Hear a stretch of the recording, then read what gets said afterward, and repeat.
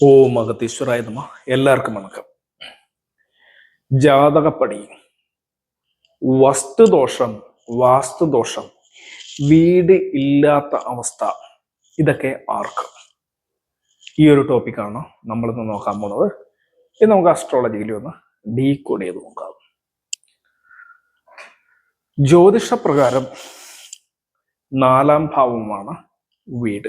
ഭാവം, 4-ാം ഭാവത്തിന്റെ ഗുണം കിട്ടണമെങ്കിൽ, 4-ാം ഭാവം നിങ്ങൾക്ക് വേണമെങ്കിൽ, വീട് നിങ്ങൾക്ക് കിട്ടണം, നല്ല വീട് ഉണ്ടാകണമെങ്കിൽ 4-ാം ഭാവം നന്നായിരിക്കണം എന്ന് പറയും. ഞാൻ അതല്ല പറയാൻ പോകുന്നത്.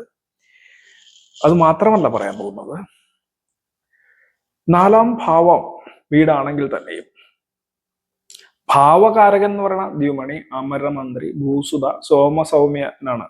അപ്പൊ 4-ാം ഭാവത്തിൽ ബാക്കിയുള്ളത് നോക്കുമ്പോഴാണ് സോമനും സൗമ്യനും വരുന്നത്. 4-ാം ഭാവത്തിന് പ്രാധാന്യം അമ്മയ്ക്കായതുകൊണ്ട് സോമൻ ചന്ദ്രനും, വിദ്യക്ക് 4-ന് പ്രാധാന്യം ഉള്ളതുകൊണ്ട് സൗമ്യനും വരും. എന്നാൽ വീട്, വസ്തുക്കള്, വാഹനം, ഇവയുടെയൊക്കെ കാരകൻ ഗ്രഹമായി വരുമ്പോൾ ചൊവ്വയാണ്, കുജൻ. അഥവാ ചൊവ്വയാണ് വീടിന്റെ കാരകൻ. അപ്പൊ നമ്മളുടെ ക്വസ്റ്റ്യൻ എന്തായിരുന്നു? ആർക്കാണ് വീട് ഇല്ലാത്തത്, വീടുണ്ടാവാ യോഗമില്ലാത്തതെന്നൊക്കെ വേണ്ടി പറയാം. സ്വാഭാവികമായിട്ടും നമ്മൾ ഒരു ജാതകം എടുക്കുമ്പോൾ നിങ്ങൾ വ്യക്തമായിട്ട് അസ്ട്രോളജിക്കലി, ഞാൻ പറഞ്ഞു അസ്ട്രോ പ്ലസ് ലോജിക്കാണ് അസ്ട്രോളജി, ഇതിനൊരു ലോജിക്ക് ഉണ്ട്. ആ അസ്ട്രോ ലോജിക്ക് മനസ്സിലായാലും നിങ്ങൾക്ക് കാര്യം മനസ്സിലാവും. കാലപുരുഷൻ മേഷൻ രാശിയിൽ, കാലപുരുഷന്റെ 4-ാം ഭാവമാണ് കർക്കിടക രാശി. കടകരാശി ആണ് 4-ാം ഭാവം. അധിപൻ ചന്ദ്രൻ. അതുകൊണ്ടാണ് കാലപുരുഷന്റെ 4-ാം ഭാവം ചന്ദ്രനായതുകൊണ്ടാണ് മാതാവ് എന്ന് പറയുന്ന കാരകത്വം ചന്ദ്രന് വന്നിരിക്കുന്നത്. നിങ്ങളൊന്ന് നോക്കിയാൽ നിങ്ങളുടെ വീടിന്റെ ഗ്രഹം ഏതാണ്? ഗ്രഹകാരകത്വം എന്ന് പറഞ്ഞാല് ചൊവ്വ. ഈ ചൊവ്വ എന്ന് പറയുന്ന ഗ്രഹം ലഗ്നം ആണ്, കാലപുരുഷന്റെ ലഗ്നമാണ്, കാലപുരുഷന്റെ അഷ്ടമമാണ്. ചൊവ്വ ഉച്ചമാവുന്ന സ്ഥാനം മകരൻ രാശിയും, ചൊവ്വ നീചമാവുന്ന സ്ഥാനം കർക്കിടക രാശിയാണ്. ഇവിടെ ചൊവ്വ മൈനസ് ആണ്, നീചം. ഇവിടെ ചൊവ്വ പ്ലസ് ആണ്. ചൊവ്വ ഏറ്റവും പോസിറ്റീവ് ആകുന്ന സ്ഥലമാണ് മകരൻ രാശി, ചൊവ്വ ഏറ്റവും നെഗറ്റീവ് ആകുന്ന സ്ഥലമാണ് കർക്കിടക രാശി. അപ്പോ കർക്കിടകം രാശിയിലാണോ നിങ്ങൾ ജനിച്ചതെങ്കിൽ, രാശി മാത്രമല്ല ഇവിടെ നോക്കേണ്ടത്, ലഗ്നമാണ് വളരെ ഇമ്പോർട്ടന്റ്. ലഗ്നം, കർക്കിടക രാശി മാത്രം നോക്കിയിട്ട് കാര്യമില്ല.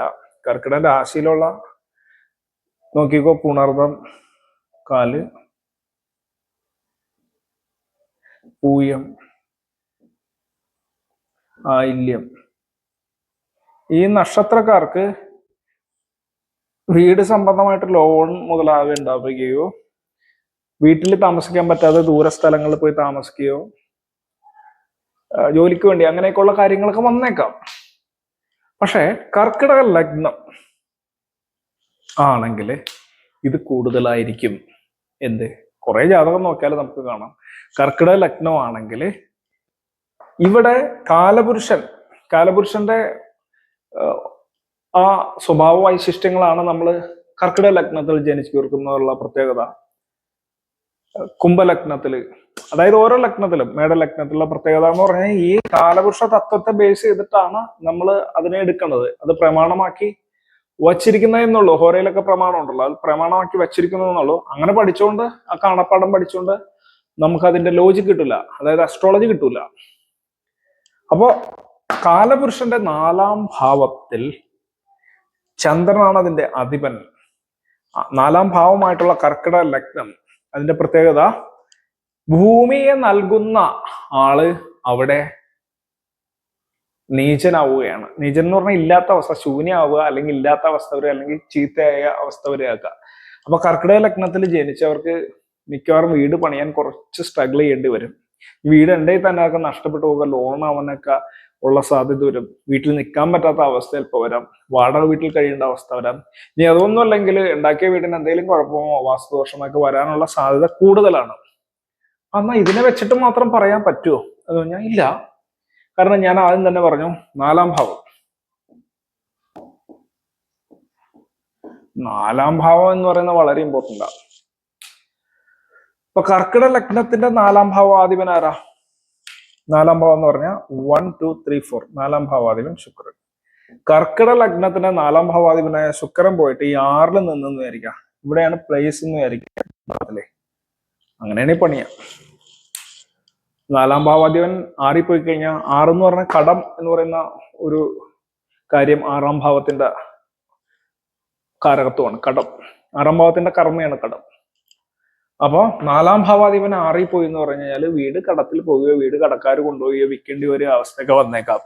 ഇനി വീടില്ലാത്ത അവസ്ഥ വന്നേക്കാം. നാശസ്ഥാനമാണ്, നാശം വന്നേക്കാം. സ്വത്ത് കലഹം മുതലായ വന്നേക്കാം. അപ്പൊ ചുരുക്കത്തിൽ പറഞ്ഞ 4-ാം ഭാവാധിപൻ 6-ൽ പോയാലും ഈ പ്രശ്നങ്ങൾ തന്നെ വരും.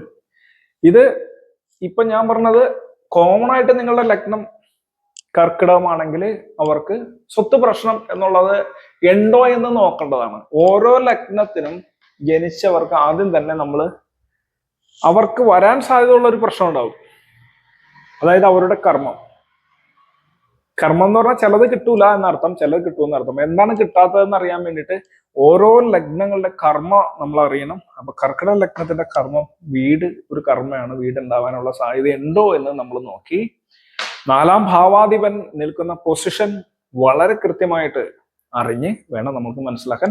പിന്നെ വേണമെങ്കിൽ അഷ്ടവർഗം, അതുപോലെ വർഗചക്രം, അഷ്ടവർഗം അല്ലാണ്ട് ദ്രേക്കർണഹോര, നവാംശ, ത്രിംശാംശ, ദ്വാദശാംശ, ക്ഷേത്രം എന്ന് പറഞ്ഞിട്ട് ചതുർത്ഥാംശം മുതലായ അംശങ്ങൾ എടുത്തിട്ട് അതിൽ ഗ്രഹത്തിന്റെ ബലം പരിശോധിച്ചു കഴിഞ്ഞാൽ 4-ാം ഭാവാധിപന്റെ ബലം ചതുർത്ഥാംശത്തിൽ പോയി പരിശോധിച്ച് ബലം ഉണ്ടെങ്കിലൊക്കെ അത്തരത്തിലും നമ്മൾ അതിനെ നോക്കേണ്ടതാണ്. അപ്പോ ഓരോ അംശങ്ങള് ചതുർത്ഥാംശം, പഞ്ചാംശം, ദശാംശം ഇങ്ങനെയൊക്കെ പറയുന്ന അംശങ്ങളുണ്ട്. ഇതിന് 64-ാമത്തെ അംശം വരെ പലരും എടുക്കാറുണ്ട്. വിംശാംശം, അങ്ങനെയൊക്കെ ഓരോ അംശത്തിനും ഓരോ വർഗചക്രം ഡിവിഷനാണ്. ഒരു രാശിയെ ഡിവൈഡ് ചെയ്ത് പല കഷ്ണാക്കിയിട്ട് പോകുന്നതാണ് ഈ വർഗം എന്ന് പറയുന്നത്. വർഗീകരിക്കുക എന്ന് പറഞ്ഞാൽ ഈ കഷ്ണിക്കുക. 2 വർഗമുള്ളതാണ് ഹോര, 3ആയിട്ട് കഷ്ണിക്കുന്നതാണ് ദ്രേക്കണം, 4 ചതുരം, 5 പഞ്ചാംശം, അങ്ങനെ ഷഷ്ടാംശം, 7 എത്ര ആയിട്ട് വേണമെങ്കിലും നമുക്ക് ഡിവൈഡ് ചെയ്യാം. 30 ഭാഗമുള്ളതാണ്. എത്ര കൊണ്ട് ഹരിക്കുക എന്നുള്ളൂ. 4ആയിട്ട് വേണമെങ്കിൽ ഹരിക്കാം, 5ഓ 6ഓ 7ഓ 8ഓ ഒക്കെ ഹരിക്കാം. നമ്മളിപ്പോ ഏറ്റവും കൂടുതൽ എടുക്കണം നവാംശം, പല കാര്യത്തിനും ആവശ്യമാണ്, കല്യാണ വിഷയങ്ങൾക്കൊക്കെ. ദശാംശം എടുക്കാറുണ്ട് തൊഴിലിനെ കണക്കാക്കാനായിട്ട്. സപ്താംശം എടുക്കാറുണ്ട് സന്താനാദി കാര്യങ്ങൾ എടുക്കാനായിട്ട്. അപ്പോൾ അതും കൂടിയൊക്കെ നോക്കി ഷാർപ്പായിട്ട് ഇതിന്റെ ഫലം അറിയാൻ പറ്റുള്ളൂ. ഞാൻ നിങ്ങൾക്കൊരു ലോജിക്ക് പറഞ്ഞെന്നുള്ളൂ. അപ്പൊ ഈ ലോജിക്ക് വെച്ചിട്ട് നിങ്ങൾ ശരിയാണോ നോക്കുക. ഇന്നേക്ക് ഇത്രേ ഉള്ളൂ. എല്ലാവർക്കും ഒരിക്കൽ കൂടി വണക്കം. ഓം അഗസ്ത്യേശ്വരായ നമഃ.